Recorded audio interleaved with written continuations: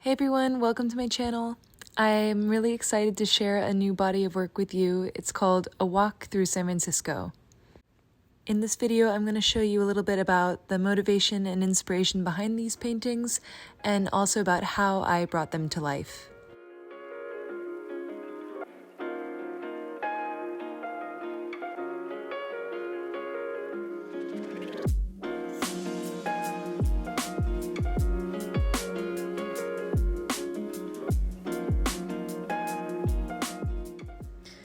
What does it mean to be familiar with a place?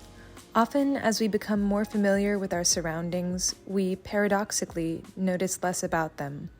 What was once new becomes mundane.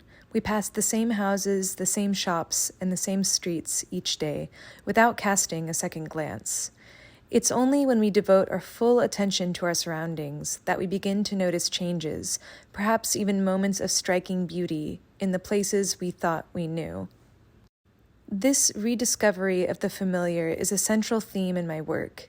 Through daily walks around San Francisco, I practice paying close attention to the places I know, observing the subtle shifts in light and color throughout the year. In this process, I discover beauty and build a sense of intimacy with the forms of the city. My paintings are not photographic records of locations, but instead nostalgic memories of beauty discovered through the experience of seeing. I'm always struck by the way beauty can lie in hiding for days, weeks, and then suddenly reveal itself. I've walked the blocks of my neighborhood hundreds of times, and yet still, I'll pass by a certain area, and at the right time of day, when the sun is hitting it just right, I'll see it in a completely new way. It's almost as if I'm seeing it for the first time, and I'll feel a flash of inspiration to paint. I love these moments of discovery in the places I thought I knew so well. These experiences make me think of Richardsons Paradox, which is the idea that when you examine something more closely, it actually becomes more complex rather than less so. Apparently, Richardson realized this when he was trying to measure the coastline of a country. He noticed that the measurement he would get depended on the size of the ruler he used. The smaller the ruler, the longer the measurement.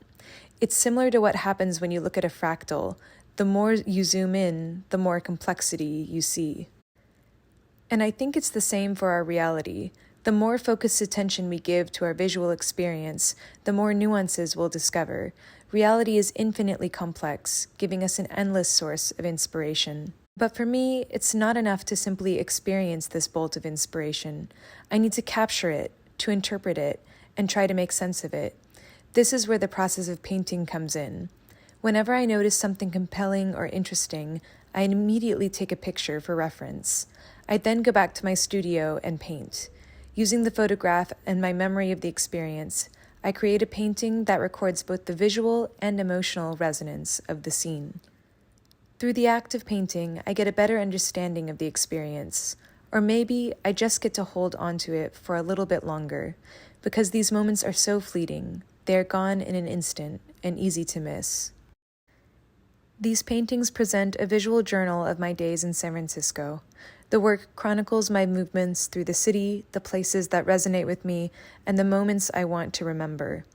I often avoid painting icons of the city, like the Golden Gate Bridge, which are so grand and symbolic that they start to feel impersonal.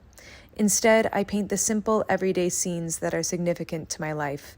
The curved tree in the front of my neighbor's house, the colorful houses I pass on the way to the grocery store, and the view driving home after a long day.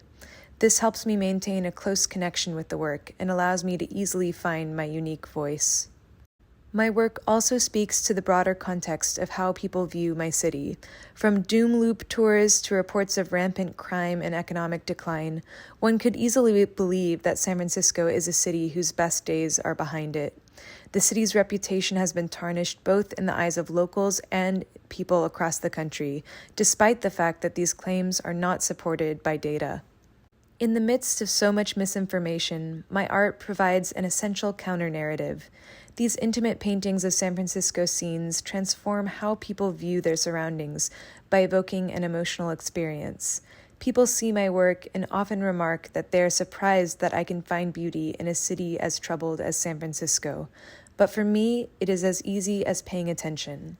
I present a viewpoint based not on national news stories, but instead on personal lived experience. My work reminds San Francisco residents that we have the agency to reshape the story of our city. After all, we are the ones who know it best. Which brings me back to the question, what does it mean to be familiar with a place? I used to think being familiar with a place meant that you knew it like the back of your hand, that there were no more secrets, no more surprises left. But now, I don't think it's like that at all. I keep making discoveries in this place I thought I knew.